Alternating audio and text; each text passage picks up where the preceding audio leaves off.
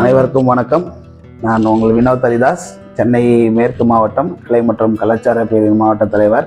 அனைவருக்கும் பொங்கல் நல்வாழ்த்துக்கள் மற்றும் தமிழர் திருநாள் நல்வாழ்த்துக்கள். வருகின்ற 26 சட்டமன்ற தேர்தலில் நம்ம எல்லாரும் ஒன்றிணைந்து என்டிஏ கூட்டணியை வெற்றி பெற செய்வோம். இதுக்கு எல்லாருமே தீவிரமாக பாடுபடுவோம். ஏன்னா இந்த எலெக்ஷன் நமக்கு ரொம்ப முக்கியமான எலெக்ஷன்.